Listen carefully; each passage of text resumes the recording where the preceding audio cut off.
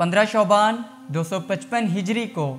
اس امام کی ولادت ہوئی جس کے بارے میں رسول خدا صلی اللہ علیہ وآلہ وسلم نے فرمایا،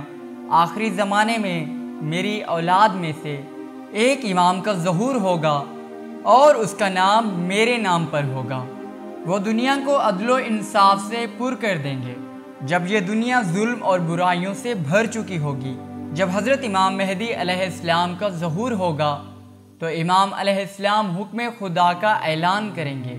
اور زمین پر اسلام پھیلائیں گے، اور حضرت عیسیٰ علیہ السلام حضرت امام مہدی علیہ السلام کی اقتداء میں نماز ادا کریں گے، اور امام مہدی علیہ السلام ظہور کے وقت جوان ہوں گے، جس طرح خداوند متعال نے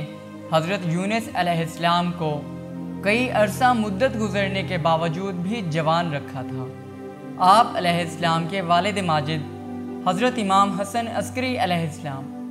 اور والدہ ماجدہ جناب نرجس خاتون سلام اللہ علیہ ہیں۔ آپ علیہ السلام کا انکار کرنے والوں کے بارے میں رسول خدا صلی اللہ علیہ وآلہ وسلم نے فرمایا، جس نے میرے قائم علیہ السلام کا انکار کیا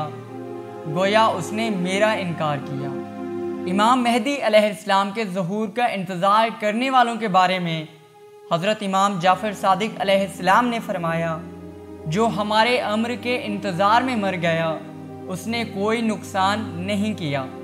اس کی فضیلت یہ ہے جیسے اس نے امام مہدی علیہ السلام کے لشکر میں دم توڑا ہو۔